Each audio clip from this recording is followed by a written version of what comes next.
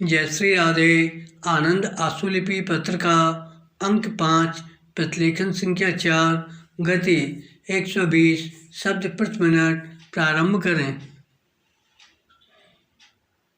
अध्यक्ष जी, मध्य प्रदेश सरकार ने आदिवासी बालिकाओं की स्वास्थ्य की दृष्टि से योजना बनाई है कि जहाँ जहाँ उनके छात्रावास हैं उनका वहाँ स्वास्थ्य का परीक्षण होगा और वहीं उनका उपचार किया जाएगा। कई केंद्रों में शिशु सदन भी बने हैं, लेकिन वहाँ बच्चों के स्वास्थ्य का परीक्षण नहीं होता है। इसलिए जिस प्रकार मध्य प्रदेश सरकार ने यह कार्यक्रम अपने हाथ में लिया है, मैं चाहूँगी कि अपनी सरकार भी इस दृष्टि से सोचे। केवल अनुदान देने की बात ही नहीं होनी चाहिए, उनको अपने पैरों पर खड़ा करने की दृष्टि से योजना का निर्माण करना चाहिए।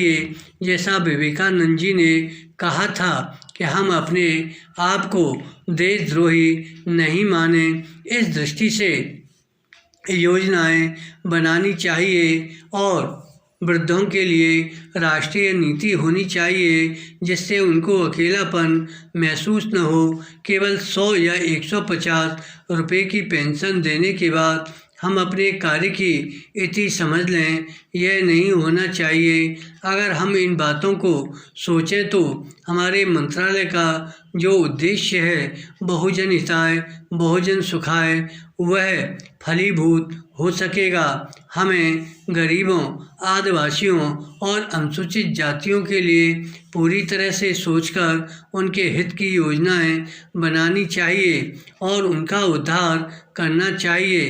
विराम पैरा।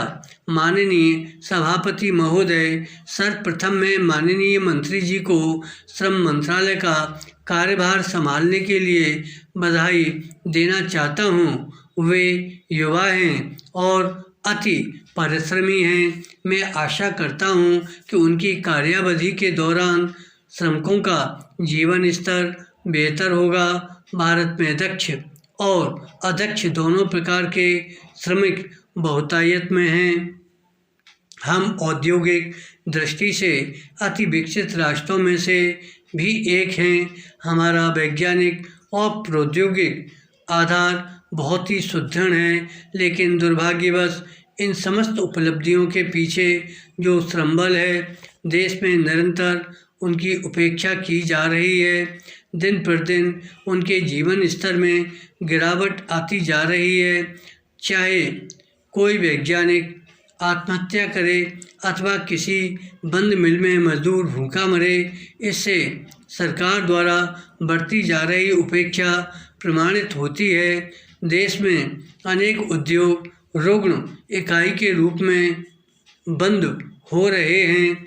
वित्तीय संस्थाओं से मिल मालिक भारी मात्रा में ऋण लेते हैं और उस धनराशि को उद्योग की उन्नति में लगाने के बजाय संपूर्ण राशि हड़प कर जाते हैं और इकाई को रुग्ण घोषित कर देते हैं। धन्यवाद।